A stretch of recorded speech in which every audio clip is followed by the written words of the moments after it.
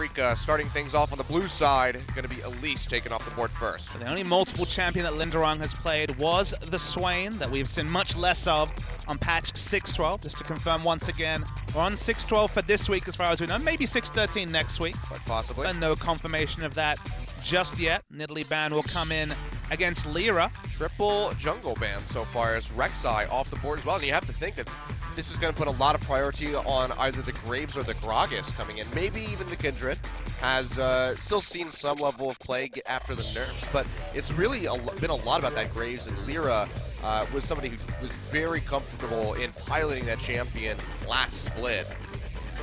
Karma going to be the next one taken off the board. There's a lot of big picks between these two teams still on the board. Aurelia is a champion that KT has shown they're happy to first pick. They'll first rotation. They will blind pick the Aurelia. Shen is another pick that is a blocker champion to the Aurelia. Every Shen has beaten Aurelia outside of Someday, who went Q-Max and showed some innovative plays in a difficult matchup. Aurelian Soul is the final ban from Afreeca. We're going to see a lot of power picks available. You touched on the Rek'Sai score this season, 4-0. That's already pretty impressive. A 35 KDA on Rek'Sai. We remember his jungle carry days because, of course, he started his career as an AD carry, so jungle Graves, jungle Kindred, much in his wheelhouse. But he made his name specifically around Worlds last season. Rek'Sai, Gragas, control jungling. We haven't seen Gragas from him this season, but I'd love to see score. Bring back the Gragas. Yeah. Well, final ban's going to be the Twisted Fate away from Mickey. Seems like it's Shen time. But Ryze is also available. That's true. So we have still seen a lot of Ryze. Ryze, Shen. Now, if we see a Shen, of course, Someday could play the Fiora that he's been playing. It's not the simplest of matchups. It can snowball both ways, but I feel with Shen on the board and Linderung mostly making his name as a tank player, his only really impressive performance was on that Trundle. Yeah. It makes a lot of sense to go with the first pick Shen. Well, something else that we've seen from Someday wasn't the greatest, but the Rumble is certainly something that could be brought out against the Shen, force him into that early Spectre's cowl. The issue with that is that you have no interrupt for either the teleport or the stand united, so you really leave yourself vulnerable. We can, if you see Fiora, you reach an item threshold where you can actually have kill pressure on the Shen, even though you don't have an interrupt yourself. So heavily expecting this to be a Fiora, but they don't need to rush with the top lane pick. Plenty of other champions that they could snatch up for themselves. We did see the hover over the Aurelia. Very likely that we might just see that one locked in. There's a lot of power picks available. But the Vladimir there for Fly. So you want to go ahead and take that one away, and Sivir for Arrow. Karma's off the board, so they want to go ahead and get that other AoE move speed champion, so they snatch that up. Very interesting to see that they will take Vladimir over the Victor. That's been a staple of victory for KT. Fly is 7-0, 14 KDA on Victor this season. Well, Mickey's had some strong performances on the Vladimir, so it's a bit of a takeaway at the same time. The lane matchup's a really straightforward one for Vladimir, and as you say, Mickey's been playing a lot more of the Vlad, so you don't necessarily want to pick Victor and have to deal with a late game Vlad coming through. They also take the Sivir, which has the on the hunt movement speed to help the Vladimir get into those fights. How many V names? The jungle pool so pinched, yeah, you predicted it. You're going to see a very early rotation Graves come through, and Ashe is the final pick. Now, this might actually be that time for the Gragas, because you see Ashe, an immobile AD carry, and the displacement from the explosive cast looks very appetizing. I think it does. Not much else to really go for. Outside of the Kindred, it'd be very aggressive, but picking up that Kindred with power available here. Yeah, I mean, just having the Ryze come this far through, Someday on Ryze, that sounds really scary. Or maybe even the Vladimirs, they're hovering some other mid laners with that Kassadin. I'd be a bit surprised to see the committal to the Ryze. Afreeca were in no rush to pick their mid lane because they didn't expect there to be the pick onto that champion. If we see a Kassadin, it could even be top lane Kassadin, which sounds insane, but of course, Shen is a pretty low-pressure lane. Even though his trades do more damage, they do magic damage. There is a world where we see the return of top lane Kassadin. It was many moons ago where Kassadin somehow found his way to the top lane. We're like, oh god, another Kassadin meta. It's happened a couple times, but look at that. I'm 2 for 2. Rumble coming through. So. All right, I'm play-by-play in this series then, Kilios. All right, have at it. So Someday is going to be going back to the Rumble. They won with Rumble in their series last week, but I wasn't convinced. He's not one of those legacy Rumble players. Maokai, of course, is very famous. It's most played champion. Renekton also. But the Rumble, while it has a good laning matchup, can have the struggle. So I'm surprised to not see them opt into the Fiora, but and it definitely gives some itemization headaches because it's 4 damage dealers already locked in from KT and a split between magic and physical damage. Well, now we're going to be looking for a really big tank for the support in that bot lane. Tarek is available, something that Hachani has brought out, one of the few supports that has played that champion. And it seems like... But definitely needs something that can frontline. And KT seemed like they were basically flashing over Mickey's champion. When Mickey won MVP on Kassadin, it was in the Vladimir matchup. In the interview with Dongjun and Cloud Templar, he mentioned, I feel confident in this matchup. Obviously, the harass can be extreme early, but it's a sustainable lane for both of them. Vladimir, obviously, with his pocket sustain and Catalyst into Rod of Ages for the Kassadin. So he's going to return to the Kassadin pick. All right. Really interesting to see. Bard following in for Snowflower. We've seen some really wonderful play on that champion from him at the start of the split, and then some less than stellar performances. So we'll roll the dice and see which we're going to get today. Looking for a support from the last pick. Hachani's been favoring the melee supports. Braum has been his most picked, and Tarek has been the most notable of the picks. All right, he's hovering Blitzcrank for a bit of fun. I mean, it's KT. I wouldn't be that surprised if this does get locked in, but for their sake, I hope that they opt into something else. Blitzcrank, of course, not very tanky, but Braum, he kind of fits that mold a little bit more so. I think there's a lot of manas from KT. I believe this was also the matchup where we saw the Callista Blitzcrank come out from Afreeca and they got smashed in the 2v2. Oh, I forgot about the Ballista. So the Ballista, I love these hovers. So they hovered the Kassadin, and now they hover the Blitzcrank for the manas. They will just go for the much more standard Braum pick. So sadly no Tarek as the last pick, but this is a really interesting high damage comp from KT, but no real front line. So Kassadin, if he gets rolling, certainly will be doing a lot of damage, and they don't have an interrupt for the Shen either, so let's see if KT play around the kill pressure in the top lane. I think they're going to have to try and force the 1v1 matchup and get Someday rolling. That's always been the story for KT, but it's not Fiora. It's not Irelia. It's a different type of top laner. You can have a lot of lane pressures rumble, especially now with the minion cap removed and the ability to push the lane very aggressively with the Flame Spitter. But this is something a little bit different from KT. Yeah. Big question mark around that Braum for Hachani and how tanky he's going to be able to be. Because, I mean, it makes sense. You know, it's the Unbreakable is very strong here. You have the Cosmic Binding, the Enchanted Crystal Arrow, the poke from Kassadin that can be blocked as well as collateral damage, and then the line from this Grave. So there's an immense amount of projectiles that you can block. But at the same time, if you get hit by all of those projectiles, you're probably going to die unless you get some very early tankiness coming in. I think the story here for the KT squad is pushing. I think Rumble, Vladimir, and Sivir can all push in their lane opponents and apply pressure. And Lyra's on usually a passive farming jungler in Graves. He can go aggressive with Graves. We've seen it. Winged has been great at doing that. But this is a game that I think KT want to snowball early. They want standard lanes and to get the game over before Kassadin becomes a big threat in the late game. Well, ticking time bomb there for KT Rolster to deal with. We'll see if they are able to do so and how this Kindred's going to perform on 6-12. Let's go ahead and get right into game one.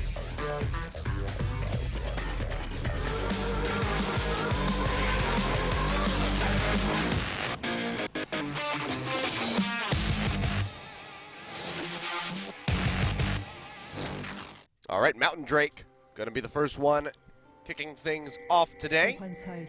That's a good sign. No clouds just yet. No clouds. Well, there are plenty of clouds in Seoul. It's been plenty cloudy. Monsoon season. Been raining all day now. Yep, look at that weather forecast. Rain, rain, rain. Far as the eye can see. My favorite. And, okay. You like rainy season. Well, how do you feel about pauses, Achilles? I just love, you know, I feel like I have this magnetism, this great connection between me and pauses. You realize that you're basically saying that when people see you, they get, you know, they give pause. They're like, not sure about that guy. They just don't know what to do. They That's sit because there and they stare in awe. Well, from my experience, that's because they're not sure if you're Doa or not. I know. I look nothing like I agree Doa. with this. And these are Western fans usually. I don't know why people say that I look like Doa. I think I look more like Monty, if anything, because at least we both have dark hair. Okay. That combs over to the side. That's about as close as it gets. Doa and I look nothing alike. He's got blonde hair. I have brown hair. He's a play-by-play caster. You're... Oh my God. It's all making sense now. I see it. No, I just, I don't understand, but it's whatever. My favorite story is when Doa told the story of being mistaken for Bjergsen. What? Seriously, Doa was mistaken for Bjergsen by a young Western fan. Where? I think it was at Worlds or something like that, yeah. How? What? How did I? We'll let Doa myth bust this story on Wednesday. I don't understand. I'll bring that it one up on all. Wednesday. I'll be casting on Wednesday with Doa. So I mean, no offense to Doa, but I don't understand how someone. I mean, could they both mistake have blonde hair. They're both League of Legends related. See, They both have glasses. see, but like following your logic with how you're different from Doa, I feel like there's pretty much we're tracking here 1 for 1. They just one is like 21. The other if one's he's even 20. I don't even know how old Soren is now. I think he's 21. he's but- 2021. Sure. Yeah, something like that. But then, Well, he was and then 17 in Doa's season not 3, that. so he must be 20 this year. Okay. Well, maybe just given the date of the birthday, maybe he's Sure. 21. So Sure. he's definitely in that realm. I want to say that he celebrated his 21st birthday recently, Could be. but I could be wrong about that one. But pause. Not really sure what's going on. We've But, been here before, Achilles. In fact, you have been squarely here. I have been. I've been in the thick of it. Looks like Songyun had a connection issue. I think he just reconnected to the game, so hopefully we'll get this underway very quickly. But yeah, This time again, same room, it is. same room for you, Achilles. It's this room. It's my little prison. I managed to dodge the Tuesday, the infamous Tuesday of a week ago. I cast Tuesday, 1 week Bloody ago Tuesday. today, and then Tuesday was it was a long night. To say the least, yeah. We got drinks afterwards. We had fun. That was like It was- 3 a.m. It was very necessary after that whole debacle. I mean, honestly, every scene's going to after 12. The NA LCS hit, was it 1 a.m.? I think they hit 1 a.m. Yeah, Oh, there you go. something in that realm. So pretty late.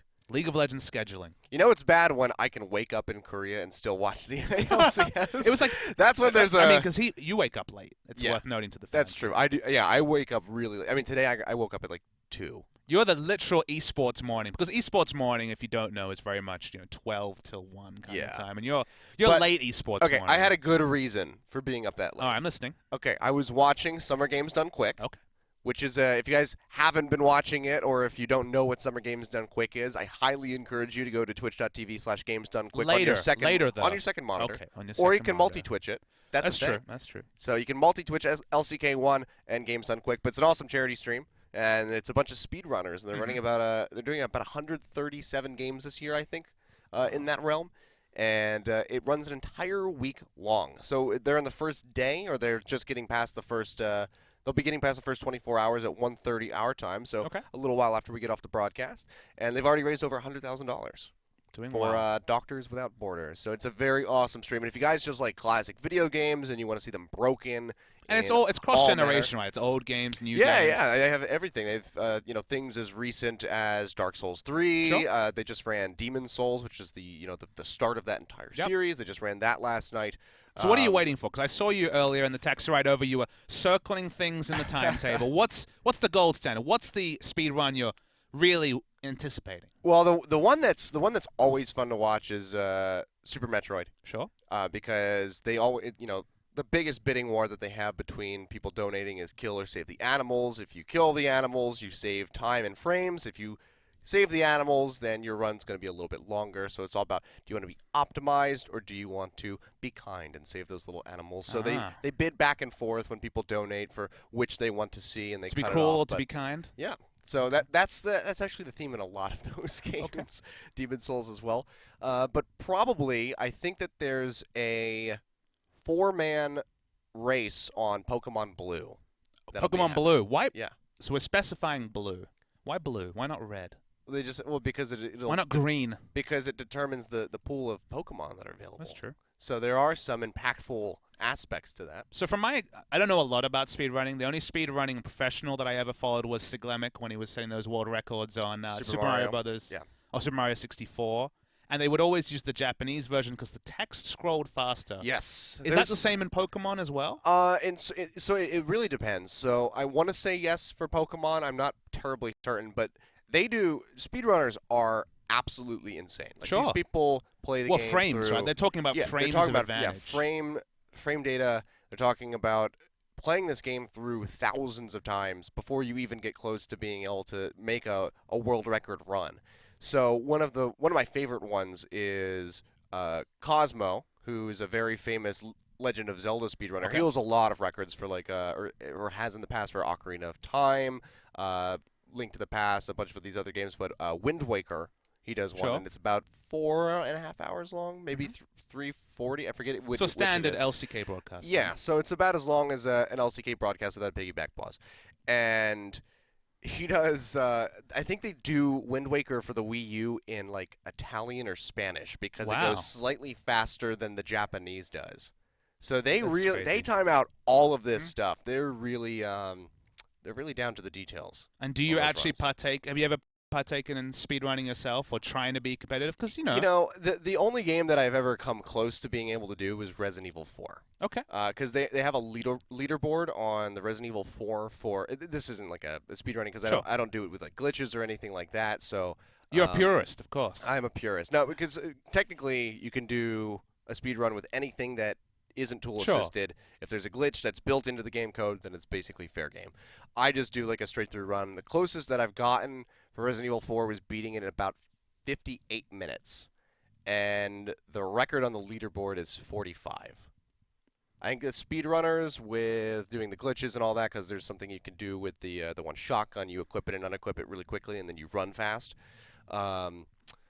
They do it somewhere in like the 25 to 30 minute range. Okay. I'm pretty sure something. And that's not tool assisted still, right? Yeah. That's all just in-game glitches, going out of bounds, skipping bosses, and that sort of thing. But when me going straight through defeating every single Ocarina of Time, boss, there was a lot of that sort of stuff happening. Yeah, they have some really weird ones. I think I see some gameplay, so theoretically we might be getting to game very soon. The pause is at 22 minutes, so not red yet. Yeah. In case you don't know, when it gets below 5 minutes, that timer goes red. You would, of course, know, Achilles. I know very well. But here we go. Looks like everything is fixed. We're back into the game. And you can see very blue on the side of Afreeca Freecs. Triple Thunderlord's going to be coming in. Lyra going to be rocking that one for Graves in the jungle, doing his best winged impression. Some of the picks here are pretty surprising. Jhin has been a staple of the AD carry pool, not picked or banned in this game.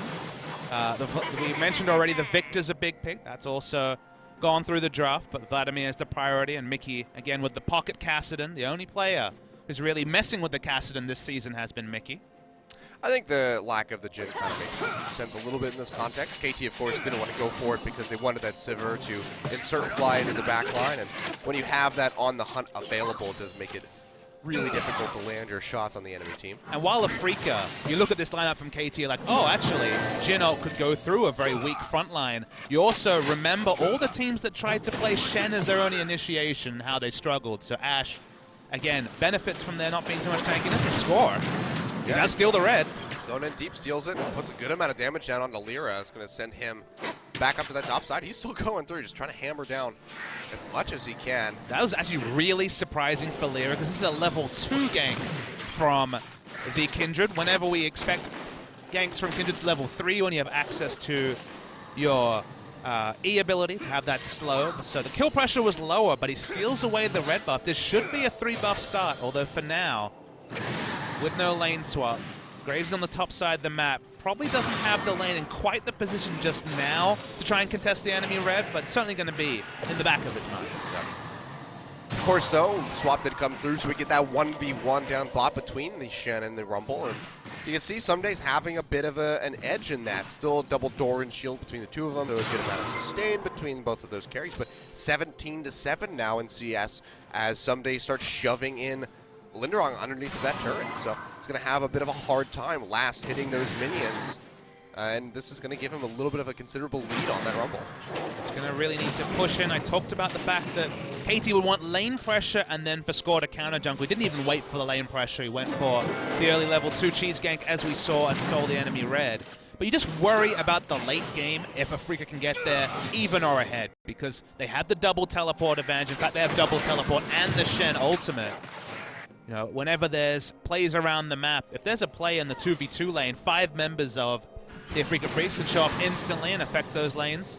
Mickey was really smart on those fast TP plays. It was on the LeBlanc against SKT, but he was making those plays around the map when it was Faker who was running Ghost Flash as well. So in general, KT have to be careful because they want pressure in their lanes, but it needs to be more about counter jungling than actually ganking the lanes, because that's when KT's when Afreeca's comp will really come into advantage. Yeah. Of course, big thing to be worried about is going to be Mickey on that Castle, and if he can get rolling, especially a first blood would let him really start going forward with that mid lane. You can see starting off with the Dark Seal, just looking to be very aggressive, get that increased sustain from the potions, and then maybe be able to snowball that into something like a Magi. I doubt that we'll see that. It's been a Mickey staple, this Dark Seal first. He feels confident enough with 3 potions to get through the laning phase against Vladimir. And again, it worked really well for him in that series against SKT. Oh, someday gonna get jumped on here. Taunt comes through, he gets locked up, he flashes out, but he's taking too much damage. He's gonna go down. Looks like they want to give this one over to Lyra. But actually, Linderong will pick it up in the end. He tries to drag them into the wave to get as much damage dealt as possible, but that will be first blood going over to the Afreeca Freecs. It's much more important to get that gold onto Linderong because, again, you're in that situation as the Shen where you need magic resist and you need to get tanky to the physical damage coming out from the Kindred and Sivir. So accelerate the Spectre's Cowl, you actually purchase it on the first back. This is definitely preferable. Lyra traditionally hasn't been following Winged and going for the heavy armor penetration build, the Duskblade, etc. He's going for more of the standard old school of Mormar Mortius frontliner Graves. So not as important to accelerate his gold. And again, get Shen the Spectre's Cowl and then open up the Balmy Cinder and Sunfire Cape as a quick purchase. Yeah. I think a bit of a foolish flash there from Someday, using it just a little bit too late to really get himself to safety. So just going to be blowing that cooldown, of course, teleporting back to lane, so no summoner is going to be present for him. Only level 5 for Cassian, so is gankable in the mid. Does have flash available, so they need to slow him or something, but they don't really have any hard CC here. Score could definitely be going behind, be able to do that, but smartly, there was the question mark pings coming through, as you can see on your screen from Linderong. Very clear that bot lane was roaming, so no need to overextend from Mickey. Whenever you're playing this Cassian, even is winning from a Cassian's perspective, given his strength in the late game, so equal in CS with the Vladimir. It's feeling great. It's a good spot to be in for sure. And even up here with this 2v2, Arrow has been suffering a little bit. We can see 49 to 57 Fly. Going to be roaming up near here. So while KT have had pressure to put pink wards down, they do have nice pink wards on both sides of the mid lane, which of course makes Fly super safe. Ghost Flash, the pool, and a double pink ward for Vision. They haven't been actually doing the next step, which of course was pressuring the enemy jungle outside of level 1. So for now, they're trading farm with a team that in the late game, okay, maybe just running at each other 5v5 might be difficult for Afreeca, but with so many tools, a Kassadin, double teleport, the Shen ultimate, the late game headaches are massive unless KT can get rolling. Oh, well, you can see Lyra coming back down to this bottom side, was spotted by that ward on the other side of the wall. Someday throws out the equalizer to clear out the wave and keep them off the turret. Lyra will be able to push in, take away that Gromp, so still gaining some ground by taking a bit away from the jungle. Someday actually walks in. It's going to take a bunch of damage from that end of the line. Not going to have kill pressure as the collateral damage does come out just to hop Lyra over the wall, but still good amount of flexing coming out from that Graves. Stats make really good reading for KT fans. This season, they're #1 in kills in the league, which is actually really surprising. I wasn't expecting that. Actually, 30 over #2, which is Rox Tigers, who had a massive lead in kills last season. Or doing a bit of counter jungling for that. Well, it's trying to. Takes that big burst from the Thunderlords. End of the line gets a hit in as well. It does have Lamb's Respite and Flash available. No ultimate for Lyra. Lyra's running low on mana as well, so won't be able to pursue any deeper for that kill, but still, Score just trying to match that aggression and getting punished for it, and that's going to send him back into these wolves. Lyra's just pushing in, working on that blue buff. Not on the latest patch yet, so there still is the healing available from the Kindred W, so still able to continue his jungle path. Mickey might die. Oh, nope. Oh. No, not quite. Little bit of AP there from Fly. Would have had a kill, but still gets the flash down, but looks like Fly had to invest both of his summoners for that exchange, so Ghost flash down. Interesting to track.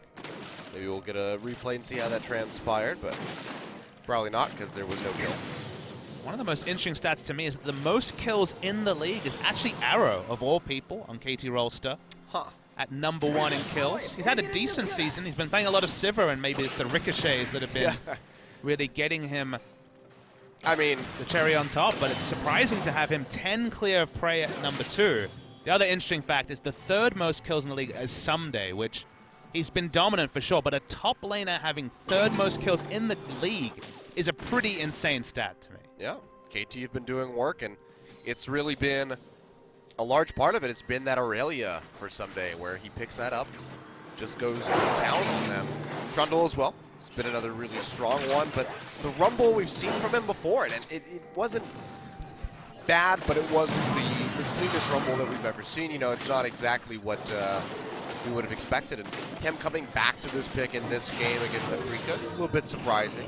And look, anecdotally, every team knows what to expect from KT. Set up Someday to carry, but the numbers actually bear out fruit in that. They're first in the league, but the interesting stats for KT is that they only get, Someday doing a lot of damage to Linderon. That he is, but he's overheated trying to get those last auto attacks in. Linderon trying to turn this one around, but the wave is there. TP's going to be coming through. Someday has to try to finish this off. Flashes away. Looks like he might get out, but Mickey is hot on his heels. Has the ultimate available, but with that slight roam down from Fly, Mickey going to back off. Score in the area as well, just going to be able to clear out a ward overall. No one going to go down, but that will be the TP burned out by Mickey yet again. Important that he had that Spectre's Cowl from the first blood. He would have died to the damage from the Rumble if he didn't have it. Smart of Mickey to not go for his trademark aggression. The Flash Ripwalk was available, but he saw Kindred clearing a ward, and he also saw that their mid lane was roaming down, didn't have vision of the Vladimir, so smart to pull away. The stat I just wanted to complete. First turret for KT, despite being first in the league. They have the lowest first turret rate in the league of only 27% of the time that they get the first turret. So you're like, okay, are they taking the dragons? No, they're only middle of the pack in dragons. And you think, okay, well, if you're not taking the turret fast and you're not getting dragons, what do you get in the early game? And that's, of course, setting up Someday to have those frees, to have those CS advantages and the kills like you mentioned. And KT consistently set up around picks like the Fiora. That's why the Rumble's a bit different. Okay, it can have kill pressure in lane, but it's not the Fiora, so it's something different for KT. Oh, the Score and Fly gonna find Lee right here over the wall. He'll take a good chunk of damage as they go forward. And wow, he just vanishes underneath the pressure. Fly gets the kill. First one here picked up for KT Rolster. Mickey has to get pushed back underneath that tower. They can't find a dive onto him. Would be very foolish. Go for that cast, but nicely played there by KT. A huge burst of damage to equalize the kill count. You don't see a lot of Kindred, but you shouldn't forget just how much early damage that Kindred can do. Okay, it's been toned down in recent patches, but just watch this clip. This is more than I ever anticipated. Well, you see the damage coming onto Leer. Remember, this is only damage specifically from the Kindred, and then Vlad ult into E fully charged. There's enough damage to take it down for first blood. Well, first kill, sorry. For KT. The ult didn't even have to pop, really. It was just the transfusion. I mean, 10%. With the amplified, the amplified damage and then another attack coming through from Score just made him disappear. The base values on Vlad on 612 are still sky high, so even without an ability power purchase, was just the components of a Spirit Visage. And we saw that first blood come through. Yeah. Is nice gold over to Fly. Mickey's still working on that Rod of Ages. Hasn't completed the Catalyst yet, but does have the Blasting Wand already. So he's got a little bit of power behind him, but obviously wants to start stacking up that item so he can get that increased HP and a bit of AP as well.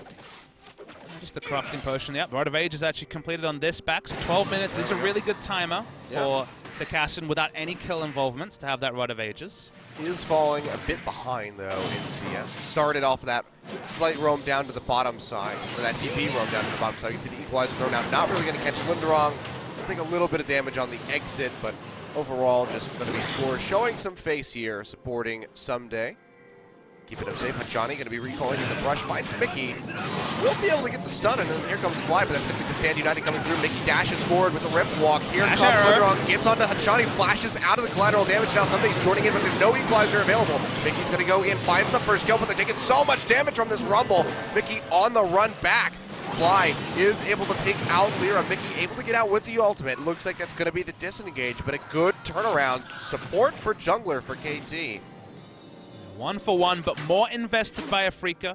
Yeah, Stand United out of the way. On cooldown still at level 1. And with the fact that Mickey's gone back, it's going to be a very easy solo Mountain Drake to Score. Starts it up. Snowflower knows it's happening, but for now can't really do anything. Fly hasn't back, so with that Spirit Visage and the sustain on Vlad, doesn't need to go for the back. The first Drake of the game, and the first Drake of the second round robins, KT Rolster. And it's a mountain. What a good way to kick it off. Because, you know, Johnny just casually AFK. And that just led to the initiation. Mickey could have just rift walked out. They decided to use it for initiation. The Ash arrow onto Fly means that there's no damage coming into the divers at this point. If the arrow hadn't hit and there had been just a tides of blood and a transfusion, there probably would have been multiple fatalities on the side of Afreeca. So even though it didn't secure a kill, it was still very important.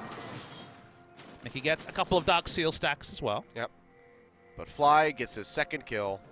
He's going to be coming back in with Merc Treads and a Ruby Crystal. Doesn't want to take any damage from this castle. And he'll be doing a very good job of that. Mickey, however, will get his first 2 stacks on the Dark Seal. So he was able to limp his way back out of that lane and keep himself safe. Most interesting first item purchaser, mostly on the side of Arrow. He's actually gone BF Sword Pickaxe, heavily looking like a first buy Infinity Edge. Now, he might just buy a Zeal in his potion slot and not go for that Infinity Edge, but with the extra 5 AD on an Infinity Edge, and Sivir as a champion where if the luck's in your favor, if you auto-attack crit into Ricochet crit, you can do a massive amount of burst damage. There is an outside chance of that first item Infinity Edge for Arrow. Yep. Well, Song Yu does have the BF Sword and the Zeal. Looks like he's going to be up for that Hurricane first, as there is another dagger in the inventory. And this is smart from KT. I talked about lane pressure. One of the other reasons why lane pressure is massive for KT in this game is wave clear is not great on the side of Afreeca. Honestly, the best wave clear at this point in the game is the Graves. So yeah, Graves wants to be farming, doesn't really want to be relieving pressure, but Lyra's pathing needs to be around. Basically, they need to have vision on score and to be able to shadow score, but you continue to follow the logic. If the enemy team has pressure, you're probably not going to have the wards down to actually have prediction on where score is in the map, and thus, Turret now at 62 HP in mid. Oh, well, Fly's going in. Lyra dashes forward, takes a bit, bunch of damage, though. It's going to be the Chemo Plague thrown down. Fly goes into the Senku pool. Nice dodge onto the taunt there. Score throws out. Lambs respite now. Hachani joining the Sunday coming in with the teleport as well. That's going to be the equalizer coming down. Not really catching anybody yet. Linderong does have to limp through that one, but Lyra is going to be the first person to fall. Songyun arriving, firing out that flurry of arrows, trying to find a target to lock him up, but he has a flash away before those concussive blows come through. Now Mickey with a nice flash to get away from Winter's bite. Should be able to exit safely, but in the end, it's going to be a 2-for-0 picked up by KT, and they can pressure in for this tier 2 tower in mid. And this is exactly what KT is looking for. They want to force the early fights before the scaling is confirmed on the side of Afreeca. And it's Afreeca the ones that are making the unforced errors. They're going for aggressive moves that, sure, in a few minutes when more items are piled on, these can work, but they over-pursue. The taunt flash is on a Vladimir who still has pool available. So we see the extended trades. 2 kills come through for KT Rolster. KT with the Sivir, of course, are going to be faster to rotate from the bottom lane than Afreeca are able to. And this is just playing into the hands of what KT want to be doing 17 minutes in the game. Yep. Bit of a slow start with that first blood going over to Afreeca, but KT starting to turn things on. Turn up the heat. Now going to be up by just about 2,000 gold, and they find themselves that first tower. So maybe they heard your statistic and they said, okay, let's take some preventative measures and make sure we net ourselves that first one. So they were able to take the tower, not able to pressure out onto that tier 2 too heavily, so don't get to take that one out. But with the Mountain Drake, it's only going to be a matter of time before they can continue knocking down more and more of those structures on the side of Afreeca. There is that Infinity Edge first from Arrow, so... Yeah.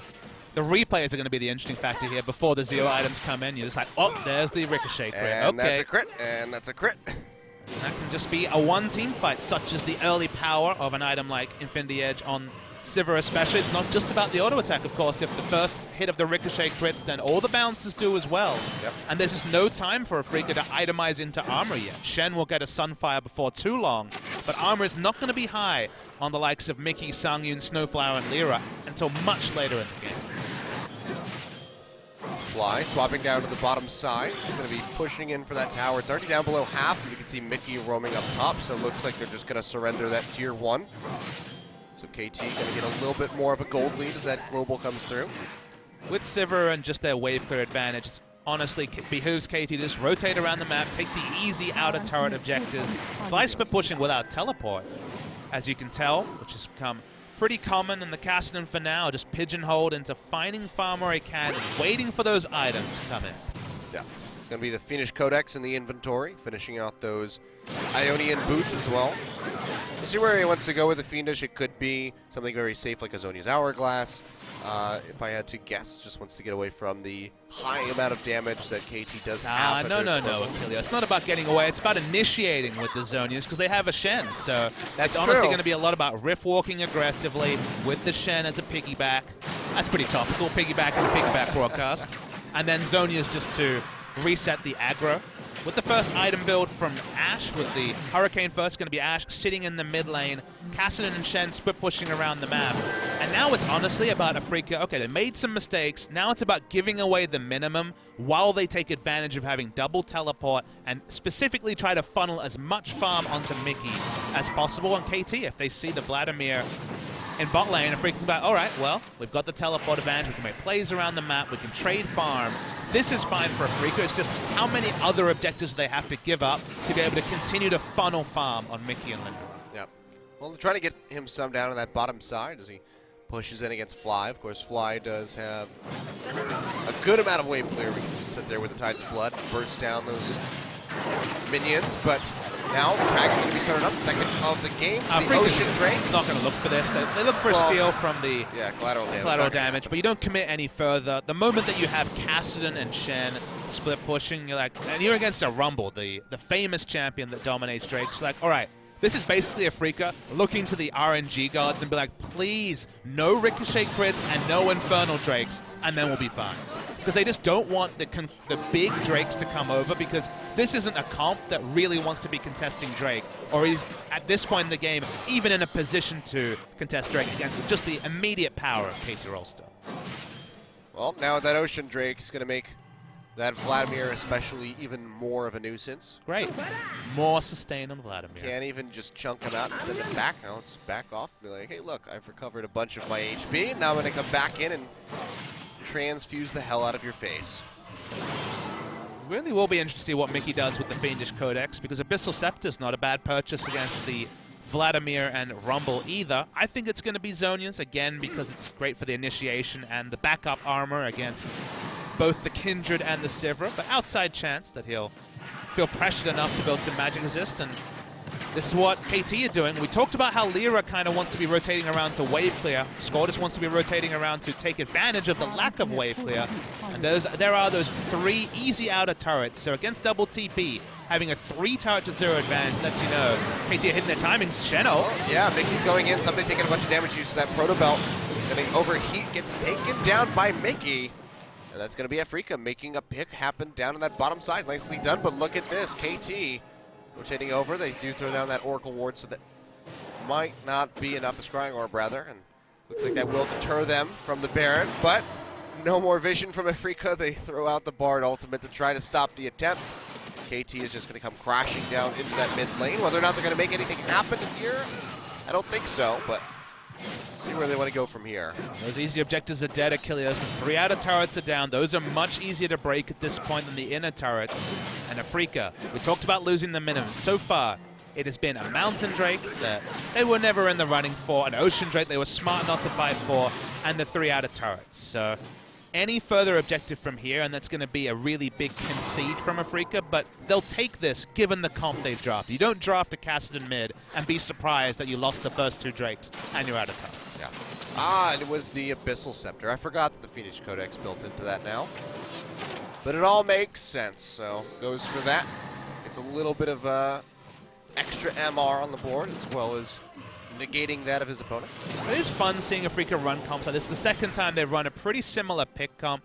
When they won with it against SKT, there were comments on Twitter, I think it was from Deficio, might have been Crepa. It was one of the EU analysts that were talking about the fact that it was, again, very low wave clear, and it was very much, if we snowball, we win. If we get to the late game and somehow the enemy team didn't beat us by then, we win. But very low wave clear, so a risky comp. They're running it again, so they're the only team that are running these very risky comps that, again, there's lots of things you can do to take them down, but if you're steadfast in the early game, if you give away the minimum, they're oh so deadly in the late game. Well, we did get a glimpse of the Dragon Pit.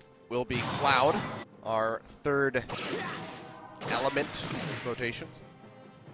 Going to be joining us, so Mountain, Ocean, and Cloud. No fire here Again, Afreeca prayed to the cloud gods, and they were rewarded. I just want to see some Infernal Drakes. It's the 4th of July, man. I need my fireworks. Mickey gonna be going back in for a repeat gank. Someday uses the Proto Belt yet again, flashes away. The taunt's not gonna land. Rome coming down from the score. This might be enough. Can they get the Lambs respite down? They do so, and this gives the opportunity for KT to try to turn this one around. Lyra has joined, and never mind. It's gonna be a double kill going over to Mickey. Oh boy. Score and Someday both going down. They're gonna lose the turret as well, and that is a very good way of closing that gold deficit that is built up between these two teams. The double-edged sword of that Kindred ultimate. It was at the correct time to save score. The punishment is severe. There's going to be a Bard ult. Shen's coming in as well. Hachani gets caught straight into the Crystalline Arrow. On the hunt gets used by Hachani. Nowhere really to go. Mickey cutting off on the backside as well as Linderong. And that's going to be Hachani going down, adding to that death toll that he's got going on. And now Afreeca clearing out some vision. Might be setting their eyes on this Baron. They do go ahead and start this one up. They have a super tank in Shen to tank it forever, and Mickey is so good at being able to stick around the back and try and zone. Fly, though, it's not going to be low. Somebody's going to be using the teleport. He's going to try to come in for this one.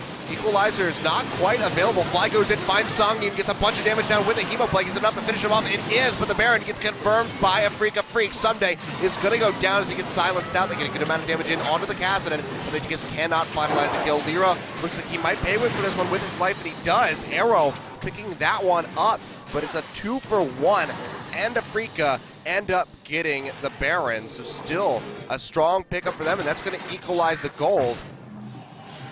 Nothing equal about this game, Achilles. Mickey now has massive amount of stacks, 10 stacks. Going to be a Magi soon, and this looked too brute force, honestly, when they go for the wraparound gank. It was very nice by Someday to sidestep, but because he's not on a carry and because he doesn't have lane control, when score gets there, you're like, okay, this could be the turnaround, but Lyra's pathing was on point. Mickey gets kill credit and doesn't die on both those kills. Still doesn't find gold to find the Magi's, but Zonia's soon, and the investment from Mickey early game and the investment from Afreeca Freecs into making the Kassadin pick work is really paying dividends. Yeah, 5-0-0 so far here for Mickey. Participating in the majority of those 7 kills, so looking pretty good right now. And you have to wonder, KT, how are they going to deal with this Kassadin moving forward into game 2 should they lose here? Well, Kassadin can just walk up to the Rumble, and we know exactly what's going to happen. Shen ult, goodbye Rumble. Yeah. Rumble doesn't have the ability to get away from that. The only other option for KT is to park the Vladimir there that, okay, Kassadin has no kill pressure on, but if they have teleport up on Mickey, that leads to many global headaches for KT Rolster. So that early phase over, suddenly, there's no free objectives for KT. Suddenly, they're very pigeonholed on avoiding the Rumble versus Kassadin lane matchup. And Afreeca seems to have all the options covered. Yeah, they go ahead and they pick up their first Drake of the game. Ocean will follow that Cloud, but Afreeca just making all the right moves now, getting that split push going on the bottom side. Mickey utilizing that Baron buff to try to get as much done as he possibly can. And KT just going to be holding on to their last tier 1 turrets that they have in that top and mid side. Of course, with Arrow there, a good amount of wave clear. But even those Baroned up minions will give the Sivir a little bit of a headache. This Kassadin is just ungodly strong. 3 items already, including that Zonia's that was just completed. 10 stacks onto, might even be, it must be 10 stacks onto the Dark Seal. With the Baron buff, Linderong going to split push just fine. And Arrow's been forced to itemize into a very early Hex Drinker just to have any hope in hell of being able to team fight against the Kassadin. We famously say Sivir fights with her tanks. Well, she's fighting in the middle of the fight. She's going to take all the AoE from Kassadin. It's beginning to look a lot like Season 4 and 3. To look pretty dire for KT Rolster, who we have to remember, as of today, are the first place team in LCK. But if we've learned anything from the first round, Robin, rankings don't really seem to make that much of a difference when you're trying to work out the winner of a best of 3. It's not like NA where everything makes sense. The top team, the second team only loses the top team, etc., etc. In Korea, everyone beats everyone. Yeah. There's been a little bit of a shuffling around going on in North America now. TSM still going to be sitting high and mighty at first place, but at least Team Liquid starting to come back into form. C9 have been having a little bit of struggles.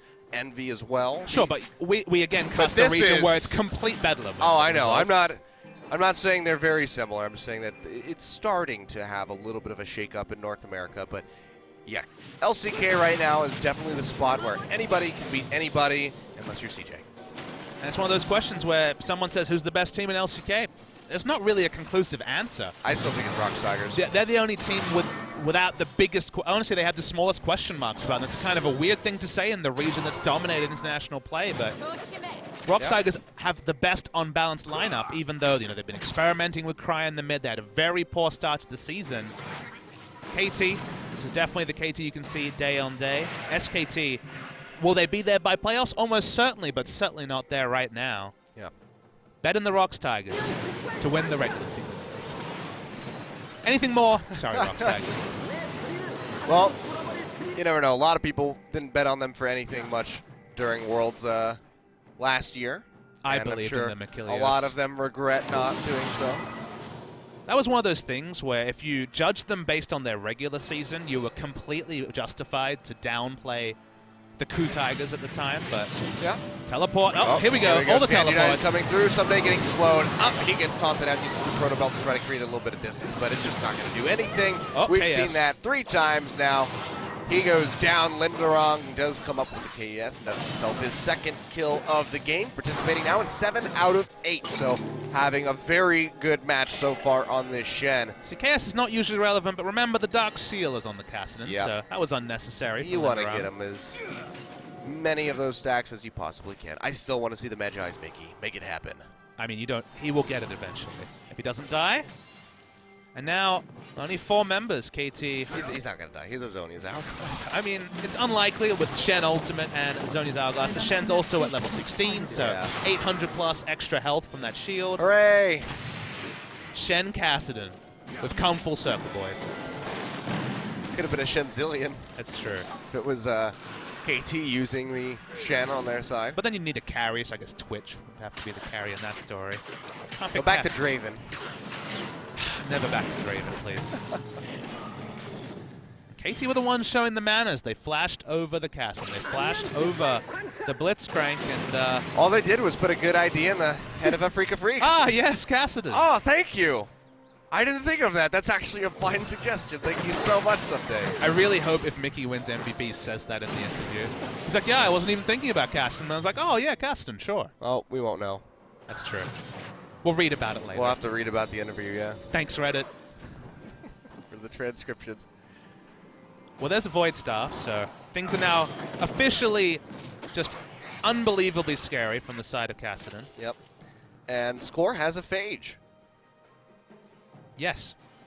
I mean, Black Cleaver is an outside chance. Triforce. Triforce is an outside chance. I mean, you Dance of Arrows. I mean, you're dashing around a lot, so you would proc the Sheen part of that Triforce quite often. But I think it's a pretty awful buy in this particular game, which sounds like a strong thing to say, but it's an Abyssal Scepter Void Staff Cassidy, so if you don't have more Mount Morty, it's just going to have to proc that ult early if you're... Yeah. This is definitely the game as the Kindred, where if you don't ult instantly, you just don't get to ult because you're dead. And Maw is such a good item with Kindred and has been for so long, even after the nerfs. I just, it's a really interesting build path. He's like, I've got a QSS. That's enough MR. It would be in a different game, but not in this game. It's K. It's KT, actually. It's KT. Well, they've now fallen behind by 1,500. But it's been really amusing tracking Afreeca this season because they ran similar snowball comps, but they were the Twisted Fate hijinks in previous seasons, and they were really good at it. This season, Mickey's 0-3 on Twisted Fate, his most played champion, but no victories. And they come up with the same global shenanigans in this game, and they make it work. It's the Cassidy, it's not the Twisted Fate. It's a bit different. Oh, okay. Well, look at this one. This could be a big opening here for KT. Lyra, he can't get there. Yeah, that's going to be the Strike Orb coming down, so they know that this is happening. Will delay with the Bard ultimate, but the Baron's still down below 800. That's going to be confirmed actually from Arrow. Equalizer comes down. Linderong sitting in that one. Snowflower trying to retreat out. Songyun gets popped. Stand United comes through and will save his life for the time being. They snap back, and Songyun's still going to go down. That's going to be a double kill now coming in for Arrow as he takes down Snowflower and Mickey, and all of a sudden, KT pulling the trigger on an optimal trade and they will go back into a gold lead, and now have Baron to push down these remaining structures on the side of Afreeca. Wow. So it's a really big mistake from Afreeca. The moment Graves had really committed on finishing the Drake, they had no way to get there, and even though they have a massive Kassadin, they're funneling into Hemo Plague and a level 3 Equalizer. They take a massive amount of AoE, they have to run away, Mickey dies, nothing he can do, and while Graves gets there late, KT get Baron, and they get so much gold and experience taking down the over-leveled members of Afreeca. And look at this, they're even going to get more. That's an inhibitor down, and Sunday trying to take an inner turret as well. So they got 3 towers and an inhibitor off the backside of that Baron, and will now find themselves a pretty massive gold lead. My God, KT. Coming up with the turnaround as only KT can. I mean, honestly, a lot of it was about Afreeca's lapse in vision around the Baron. They had to check for it very late with the Bard ultimate, and then they just made a bad decision. There was also no vision controller clear coming out on the Dragon, so as soon as, as soon as Lyra started, KT knew that he was committed to that objective because he didn't sweep out that pit. They just knew exactly what he was doing. They pulled the trigger on the Baron. They come out wildly on top. Score, though, a little bit worrisome. Definitely needs to work on confirming those smites, as I believe Arrow has confirmed both Dragon and Baron now for them. But overall, KT just making the right play. And just crazily, a window back, largely granted by the lapses, as we said, in vision by Afreeca Freecs. So even though they have this massive Kassadin, you just stay as a 5-man group from KT, and you look for the dives, you look to pressure, you still have level 18 vitamin, you still have arrow, 4 items on this Sivir. There is still a world where KT win this game, even though just a moment ago, it was looking very unlikely. Yep. Afreeca definitely need to make the play of the century if they want to come back from this one. Tier 2 goes down in bot. KT are just going to be sticking around. They have that wave of super creeps pushing into the mid side, so just need to poke out as best as they can, keep clearing these waves and allow for that super creep pressure to draw the rest of Afreeca away. Somebody's going to have to peel off to deal with it. More than likely will be Linderong. Stand United will be available for him. Mickey goes forward, gets a little bit of damage in on the score. Trying to poke where he can, but you can see just the wolf there from the Kindred just chomping away at him. The Baron changes so many things for Afreeca. Their weak wave clear is on full display. They have to look for a hard engage potentially against a team with Baron buff. And it was the extra objectives after the Baron that really put it over the top for KT. The fact that they could break the inhibitor without even having to shop. They were healthy enough, and enough members were down. They could just brute force down an inhibitor means that this Baron power play has just been insane. Yeah. Now, in the end, 4 towers for themselves off the back of that take, plus that inhib, so definitely looking insanely strong. You can see both of these AD carries going to be rocking the Bloodthirsters for that maximum amount of sustain that they can possibly get. Now the Null Magic Mantle is there for Arrow. Could be seeing a QSS, a double lifesteal item, potentially with a Mercurial Scimitar. It's very much a battle build. He's got the reduced damage on the Phantom Dancer, more Mount Mortius, more of a utility than a damage item, the Bloodthirst to overshield and healing. So this is a battle silver build. He understands that the only person with gold on the side of Afreeca is Mickey, who has all the kills, who had all the snowball in the early game. This was a game that Afreeca should have been able to grind out, but their vision lapse and their poor decisions around Baron now mean the game's very much there to be won for KT. Yeah. This was one of my solo queue games. This Kassadin would have ended about 20 minutes ago. Yeah, Kassadin solo queue. Feast of Famine in competitive play, but definitely Feast of Famine in solo queue too. Yeah. It shouldn't have been. This is one of those games where, as an analyst, Afreeca had everything going for them. They drafted in a situation that made it very tough, and then they made the draft work like they did against SK Telecom, and then that one colossal mistake around Baron undoes all that good work. Yeah, we need this Ocean Drake real bad. KT just going to be posturing back up into that bottom side, already hammering down the turret. A couple more shots and it will fall. Arrow's able to finish it off. He's on the hunt. Can they find a pick, though? Mickey rejoining with those home guards. Looks like they won't find the opening onto the inhib that they're looking for, but they can just go ahead and peel back. Initiation from the Ashe. The true initiate on this team is tricky. Good chance they find that big board. Mickey gonna get engaged on, finds that winner's bite. Equalizer's thrown down, but it's not found any targets, not even a minion. So KT just gonna go ahead and peel back off of that one. Well, he's very tanky. Arrow doesn't have QSS with the build currently. Might be going back to build it from this Null Magic Mantle. Rumble is the only clear Arrow target as he has no QSS. That's why Score picked it up. It allows him to frontline as this Kindred and also can just press the QSS and instant ult. Oh, it's a Guardian Angel for Arrow. Interesting. So okay, so now battle build confirmed. Very much going to be a frontline build, but he has Spell Shield, so should be able to negate that Ashe Arrow. I mean, this could be the same buy coming in for Someday, who has a Negatron Cloak in the inventory, so we might just be seeing a GA for the Rumble. If you get tanky enough, there's really a world where Mickey without blue buff runs out of mana trying to actually get kills. Hilarious that sounds.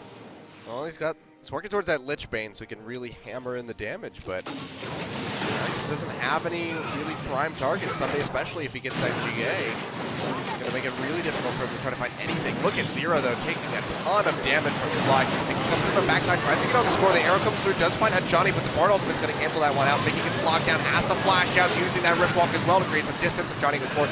Throws out the Glacial Fissure. They will slow up and take down Limberong, popping that GA. He doesn't have much of anywhere to go, so he dashes forward, gets a couple taunts, but he's going to fall in the end. Snowflower, a little too far forward, has to back off. This is going to be 2 inhibitors going down in favor of KT Rolster. We're looking really good. Equalizer comes down. Somebody dashes forward, trying to get that Flame Spitter damage in, but he's taking it really low. And Johnny with a really good block on the Cosmic Binding will stop the stun from coming through. And KT will be able to just force their way into the base, find a kill, and 2 inhibitors. That's really smart team fighting from KT. They've always been excellent at this. And this Braum was super informed. The moment the Rift Walk came in from the Kassadin, instantly exhausted, blocked a lot of the damage himself, so negated the impact of the Kassadin, and then Vlad just able to run at the backline, ult, pull, occupy so much space because everyone has to kite away from him. The only true frontliner for Afreeca is that Shen just dies in the front line. No other way to profit from that for Afreeca, and another objective added for KT. Yep, and that's going to be the Guardian Angel finished out here for Someday. Lich Bane for Mickey. These big items coming in, but for Mickey, it's just a little bit too late now. That big window of being able to run over every member of KT is subsiding pretty heavily. The double teleport, you know, right now there's no TP on Mickey, but he can't split push anyway. They have the initiation with just the Sivir ulti into piling on from KT Rolster. They'll use the Equalizer just as initiation until such is the damage. Consistent damage from the other members, so Afreeca can't afford to split up. The teleport timer is enough for someone to be picked on the side of Afreeca. So they have to stay for 5. The double teleport counts for very little. And KT setting up around a second Baron, and this one might confirm the game. Well, Lyra down by that red side. Mickey goes in deep onto the pit. Baron's already going to go down, though. Confirmed by Score. Stand United comes through. Linderhawk, any kind of taunt, gets it onto Someday and Arrow. He's taking a good amount of damage, but of course that Guardian Angel still going to be available. Fly now up into the front line, trying to regen as much as he can, but he gets taken down by Lyra, who fires back with a kill. But KT are just starting to roll over Afreeca, already finding 2 that go through the magical journey. They find Songyu, they take him down. That's going to be Snowflower going down as well. The ace coming through from KT Rolster. They're going to go shove straight down this mid lane and finish out this first game at 42.5 minutes. And while KT was so fortunate to find themselves with that second Baron, they were so smart the moment they secured it. Forcing the 5v5 fights and 8,000 gold. You know what they spent that 8,000 gold on? Magic Resist. Mickey did no damage diving into 5 members despite being a 6-item Kassadin as early as 35 minutes. And KT thought their way through a game. Sure, they were fortunate to get a lifeline, but they took that lifeline, they flourished, and they deserved to be winners of Game 1. Wow.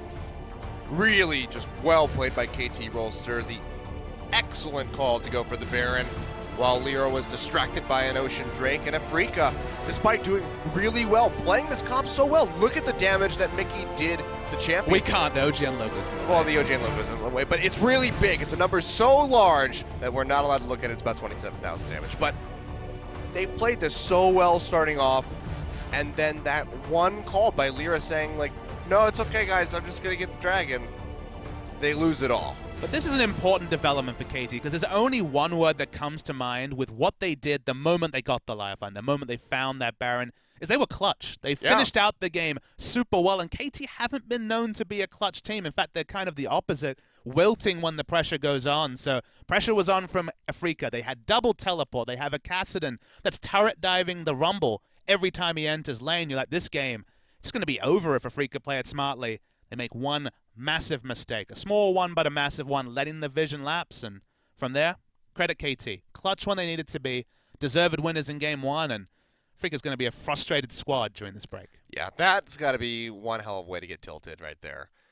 So we'll see if they're able to bounce back, and what's going to happen to this draft. Do they want to try to make this, a similar composition work for them, because it was going really well, and I think that they could find success with that if they just tighten up the shot calling in the game, because that's really what led to them losing this match. They could go for another pick.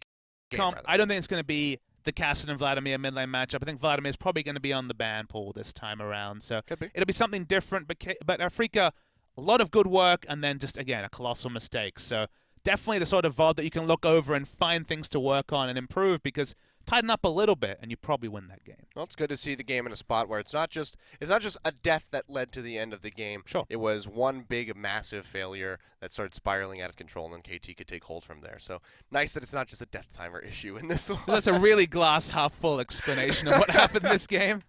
Isn't that nice? Yeah, it's good for the rest of the game. It's not for Afreeca. It's really bad for them, but it's good for everybody else and all of you guys watching. But I mean, the big pick, though, is Shen. Is that one going to be on the table? Is that one going to find itself banned out as well? We'll find out when we come back from our short little break. We'll have Game 2 coming up in just a few minutes, so don't go anywhere.